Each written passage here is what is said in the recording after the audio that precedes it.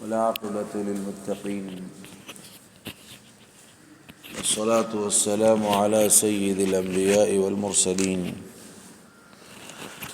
وعلى آله وأصحابه أجمعين ومن تبعهم بإحسان إلى يوم الدين. أما بعد، قال الله تبارك وتعالى في كلامه المجيد: يا أيها الذين آمنوا كلوا من طيبات ما رزقناكم واشكروا لله إن كنتم إياه تعبدون.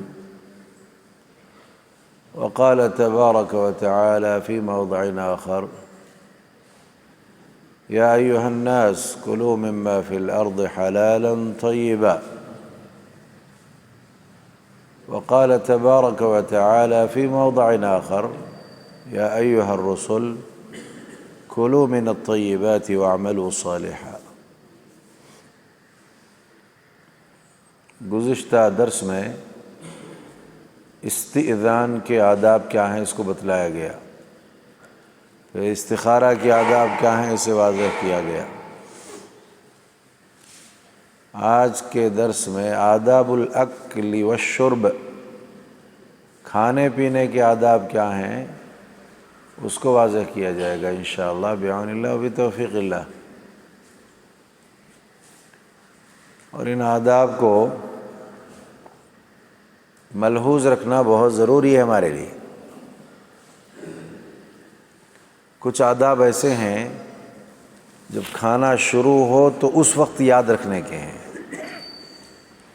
وہ کھانے کے دوران کے ہیں۔ کچھ آداب ایسے ہیں کہ ابھی کھانا شروع نہیں ہوا، اس سے پہلے کے آداب ہیں، اس پر توجہ دینے کی ضرورت ہے۔ تو آج کے درس میں ہم کھانے سے پہلے کھانے کے سلسلے میں کیا آداب ہیں اس کا تذکرہ کریں گے۔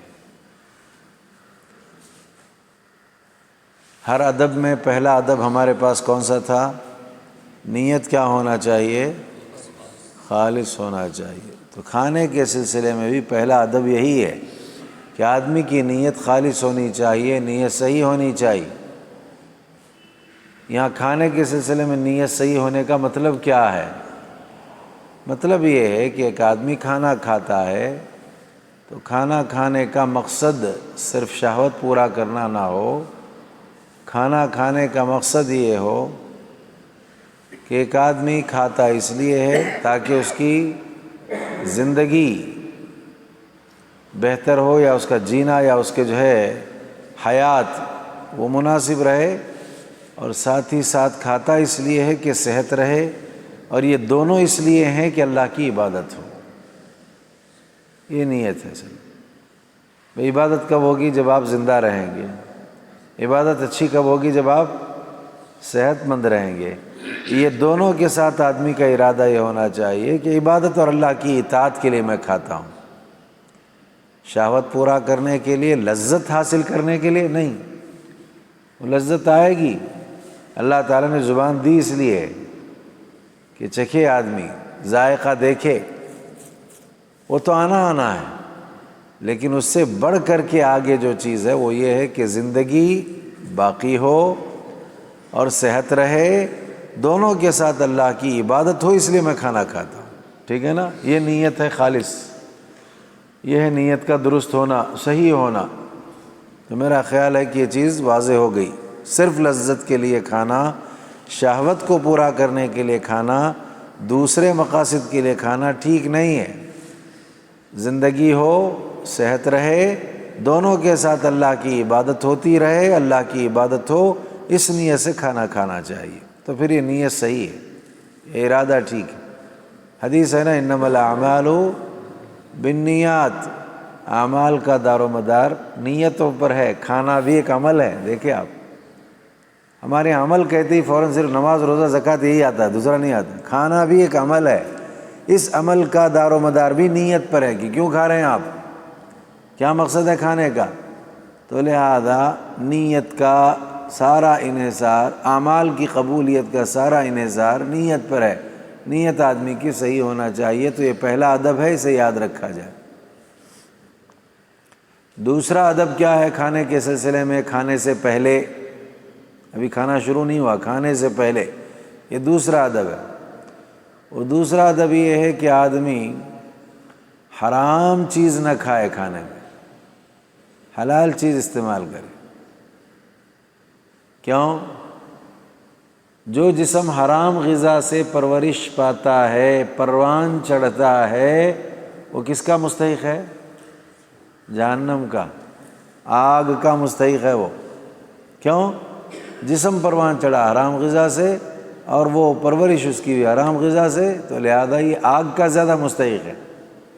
اسی لیے حلال غذا کھانا چاہیے، حرام غذا کا استعمال نہیں کرنا چاہیے۔ یہ دوسرا ادب ہے کھانے سے پہلے کا، کہ حلال غذا ہو۔ اسی لیے اللہ تعالیٰ نے ایمان والوں سے بھی، لوگوں سے بھی، رسولوں سے بھی، سب سے یہی کہا ہے کہ حلال چیزیں کھاؤ۔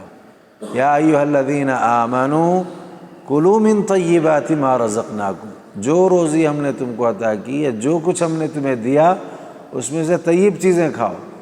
ایمان والوں سے اللہ کہتے ہیں، لوگوں سے یا ایھا الناس کلوا مما فی الارض حلالا طیبا، لوگو حلال طیب چیزیں کھاؤ۔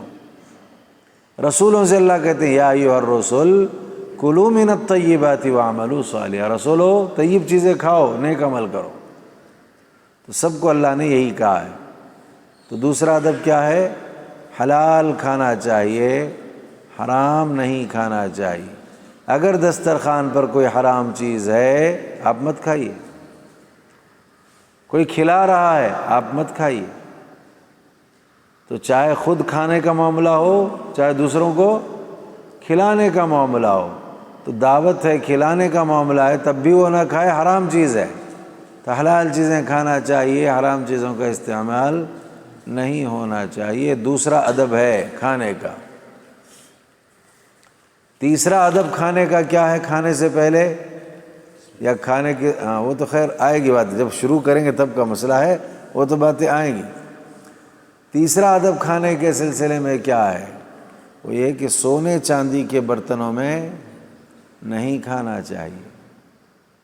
یہ کس کے لیے ہیں؟ یہ ان کے لیے ہیں اس دنیا میں، اور تمہارے لیے آخرت میں۔ اللہ کے نبی نے کہا یہ برتن کھانے پینے کے لیے آخرت میں تمہارے لیے ہیں، اور ان کے لیے دنیا میں ہیں۔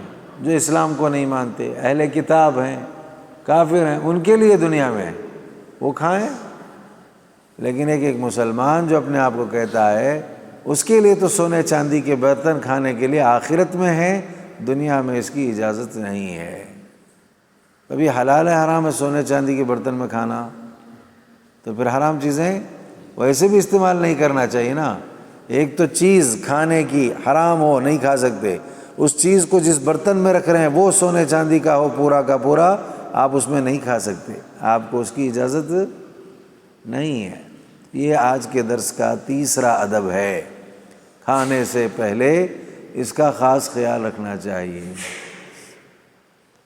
چوتھا ادب کیا ہے؟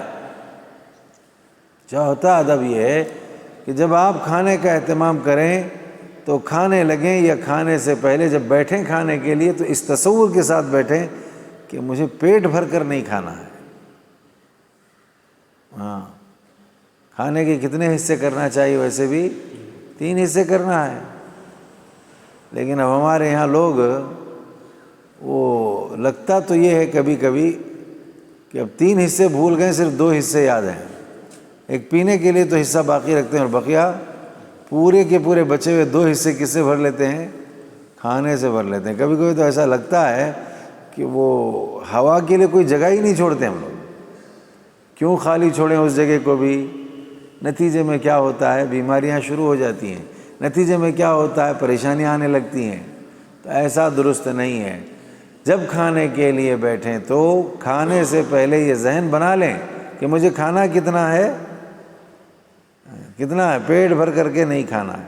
2 لقمے کھانے کی ابھی گنجائش باقی رہے، ہاتھ کو روک لینا ہے۔ پیٹ کے 3 حصے کرنے ہیں۔ تو اس حوالے سے اگر آدمی اس طرح کھائے تو بیمار نہیں پڑے گا، طبیعتیں خراب نہیں ہوں گی، ڈاکٹروں کے پاس جانے کی ضرورت نہیں پڑے گی، بڑی بڑی فیسیں ادا کرنے سے نجات اور چھٹکارا مل جائے گا۔ اس حوالے سے اس کی طرف توجہ دینے کی ضرورت ہے۔ تو یہ کون سا ادب تھا آج کا؟ چوتھا ادب تھا۔ پانچواں ادب کیا ہے؟ یہ بنیادی ہے، اس کو بھی ذرا ذہن میں رکھنے کی ضرورت ہے۔ ابھی آپ کھانا شروع نہیں کیے، لیکن کھانے کے لیے دسترخوان پر آپ بیٹھے ہیں، لیکن جہاں آپ بیٹھے ہیں اطراف و اکناف میں کچھ لوگ بھی ہیں، تو یہ ادب ہے کہ آپ کھانے پر انہیں بھی دعوت دیں۔ جو حاضر ہیں نا، کہاں حاضر ہیں؟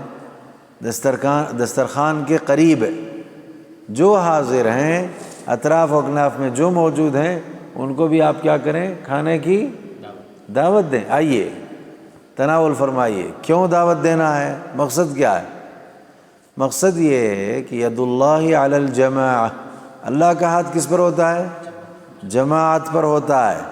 دوسری بات، ایک کا کھانا کتنے کھاتے ہیں؟ دو کھاتے ہیں، دو کے لیے کافی ہوتا ہے۔ حدیث میں ہے طعام الواحد یکفی الاثنین، ایک کا کھانا دو کے لیے کافی ہو جاتا ہے۔ اب دو آ گئے تو جماعت ہو گئی، برکت تو اللہ ڈالیں گے نا۔ نیت ہماری صاف ہونی چاہیے کہ بھئی کھانا گرچہ کم نظر آ رہا ہے لیکن حاضر ہیں، بلا لیتے ہیں، وہ آ کر کے ان کا ہاتھ بھی لگے گا تو کم نہیں پڑے گا، بلکہ جماعت ہونے کی وجہ سے کیا ہو جائے گا؟ یہ یقین ہمارا بننا چاہیے۔ نہیں بنا ہمارا، ہم صرف وہ دیکھتے ہیں برتن میں ہے بہت تھوڑا، یہاں آزو بازو 4-5 دکھ رہے ہیں، بلاؤں گا تو یہ 2-4 لقموں میں ختم ہو جائے گا۔ یہ تصور ہو کہ بلانے کے بعد برکت اس میں آ جائے گی۔ اچھا، اب آنے والے کی بھی ذمہ داری کیا ہوگی؟ جب وہ تھا تو اس کے ذہن میں بھی یہ ہو کہ بلا رہے ہیں اس لیے کہ جماعت میں اللہ کا ہاتھ ہوتا ہے، اجتماعی کھانے میں برکت آتی ہے، تو چلو چلتے ہیں، گرچہ ہم نہیں کھائیں گے لیکن بیٹھ کر کے اپنے آپ کو، ایسا ہوا اسلاف میں کھانا کم تھا تو کیا کیا؟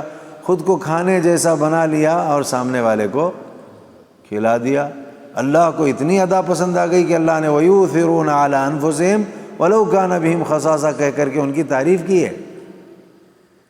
تو ایسا بھی ہو سکتا ہے نا، چلو چلتے ہیں، برکت ڈالیں گے، برکت آئے گی، جا کر بیٹھتے ہیں، کھانے جیسا کریں گے، تھوڑا تھوڑا سا لے لیتے ہیں۔ لیکن اگر کھا چکے ہیں اسی موقع پر پیٹ بھرا ہوا ہے تو پھر آپ کہیں نہیں، ہم الحمدللہ فارغ ہو گئے، آپ فارغ ہو لیجیے۔ بہت سارے راستے ہیں نا۔ اسی لیے اللہ کے نبی صلی اللہ علیہ وسلم کی خدمت میں کچھ لوگ آئے، آ کر کے انہوں نے کہا کہ ہم کھانا کھاتے ہیں، پیٹ نہیں بھرتا ہمارا، قُلْنَا نَأْكُلْ وَلَا نَشْبَعُ، ہم کھانا کھاتے ہیں، پیٹ نہیں بھرتا۔ تو نبی نے کیا کہا جواب میں؟ لَعَلَّكُمْ تَأْكُلُونَ مُتَفَرِّقِينَ، شاید تم الگ الگ کھانا کھاتے ہو۔ قُلْنَا نَعَمْ، ہاں اللہ کے رسول ہم الگ الگ کھاتے ہیں۔ اب آپ نے کیا کہا؟ اجتمعوا علی طعامکم فاذکروا اسم اللہ علیہ یبارک لکم فیہ، کام کرو، اب آئندہ جب کھانا کا وقت آ جائے تو کھانے میں اجتماع کرو، یعنی جمع ہو کر کے کھایا کرو، مل کر کھایا کرو، تو پھر اس کھانے میں کیا کر دی جائے گی؟ برکت ڈال دی جائے گی۔ اللہ کا نام لے کر کھایا کرو۔ تو کیا معلوم ہوا؟ کھانے میں، گھر میں بھی اگر آپ بیٹھے ہیں تو کوشش کریں باپ بچے گھر والے سب مل کر کے ایک وقت میں کھائیں، ایک وقت میں ایک ساتھ کھائیں تو اللہ کی طرف سے برکت ڈالی جاتی ہے۔ تو پانچواں ادب آج کے درس کا کیا تھا کہ جب کھانے کے لیے بیٹھیں تو آس پاس جو لوگ موجود ہوں، جو حاضر ہوں، ان کو کیا کرنا چاہیے؟ کھانے کی دعوت دینا چاہیے کہ آئیں کھائیں، ہمارے ساتھ تناول فرمائیں، تو پھر اس میں خیر اور برکت ڈال دی جاتی ہے، اور ایسا کھانا بہتر کھانا ہوتا ہے، عمدہ کھانا ہوتا ہے۔ کھانے کے آداب میں سے ظاہری بات ہے وہ بھی ایک ہے کہ وَإِذَا دَعَاكَ فَأَجِبْ، جب کھانے کی دعوت آپ کو دی جائے تو آپ کیا کرو؟ اسے قبول کرو۔ یہ ادب میں سے چھٹا ادب ہے یہ کہ جب دعوت دی جائے تو دعوت کو قبول کرنا چاہیے۔ اب قبول اگر نہیں کر سکتے ہیں، وجہ ہے تو وجہ بتا دیجئے، نہیں ہے تو آپ قبول کیجئے۔ اصل میں مقصد ہمارے ہاں جو بھوکے رہتے ہیں ان کی بھوک کو مٹانا، اور جو کھائے ہوئے ہیں ان کے ذریعے خیر حاصل کرنا کا مطلب کیا ہے؟ ایک آدمی حقیقت میں بھوکا، دعوت دی گئی، آ گیا، بھوک مٹا لیا، لہذا اس نے دعا دے دی، بڑی بات نہیں۔ اگر وہ کھا چکا ہے، ویسے بھی اگر وہ جو ہے پیٹ بھرا ہے، تو اگر وہ آ جاتا ہے تو آمد کے بعد کچھ نہیں تو کم از کم دعا تو دے گا۔ ایسے بہت سارے فائدے ہوتے ہیں مقصود یہ ہو کہ ہم کسی طرح سے اللہ تعالیٰ سے خیر حاصل کرنے والے، برکت پانے والے ہوں، تو پھر بات بنے گی۔ تو یہ کل 6 آداب آج کے درس میں ہم نے بیان کیے، کھانے سے پہلے کے اور بھی آداب ہیں، انشاءاللہ اگلے دروس میں ہم اسے واضح کریں گے۔ پھر کھانا جب شروع ہو اس درمیان میں کچھ آداب ہیں، اس کا بھی خیال کرنا پڑے گا۔ ابھی یہ کھانا شروع نہیں ہوا، کھانا شروع ہونے سے پہلے کے آداب میں سے 6 آداب کا ہم نے تذکرہ کیا ہے، ان کو ملحوظ رکھنا چاہیے، اسے یاد رکھنا چاہیے، اس پر عمل کرنے کی کوشش کرنا چاہیے۔ میں اپنے لیے آپ سب کے لیے اللہ تعالیٰ سے دعا کرتا ہوں کہ اللہ تعالیٰ آداب کو ہمیں ملحوظ رکھنے کی توفیق عطا کرے، ہمارے جائز ضروریات کو اللہ پورا فرمائے، ہر آفت، ہر مصیبت، ہر بلا، ہر پریشانی سے ہمیشہ کے لیے ہم سب کی اللہ تعالیٰ حفاظت فرمائے، ہم سب کے لیے خیر کے، رزق کے، برکتوں کے دروازے کھول دے، ہم میں جو قرض دار ہیں ان کی ادائیگی قرض کا انتظام فرما، جو بیمار ہیں ان کو صحت عطا فرما، عقیدے کی درستگی پر مر کر جو قبرستان پہنچ چکے ان کی مغفرت فرما، سارے دنیا میں اس وقت جتنے مومن مومنہ ہیں تماموں کی اللہ تعالیٰ آپ مغفرت فرما دیں۔ پروردگار عالم اسلام اور مسلمانوں کے خلاف دشمنان اسلام کے جو منصوبے ہیں انہیں ناکام فرما۔ پروردگار مسلمان جو بھی اسلام کی اشاعت کے سلسلے میں کوششیں کر رہے ہیں، اللہ تعالیٰ ان کی کوششوں میں انہیں کامیابی نصیب فرما۔ ہم تماموں کو دنیا، برزخ، آخرت تمام جگہوں میں کامیابی عطا فرما۔ موت کے وقت ہماری زبانوں پر کلمہ توحید جاری فرما۔ موت کے وقت کی سختیاں، موت کے بعد کی پریشانیاں، قیامت کے دن کی ہولناکیوں سے ہم تماموں کو نجات عطا فرما۔ جنت الفردوس میں ہم تماموں کو جگہ عطا فرما۔ ہم کو، ہمارے گھر والوں کو، بچوں کو، بچیوں کو، تماموں کو اللہ تعالیٰ صوم و صلات کا پابند بنا دے، درست عقیدے کے ساتھ جینے والا بنا، پیارے رسول صلی اللہ علیہ وسلم پر درود و سلام کا نزول فرما۔ ربنا تقبل منا انك انت السميع العليم وتب علينا انك انت التواب الرحيم۔ سبحان ربك رب العزة عما يصفون وسلام على المرسلين والحمد لله رب العالمين۔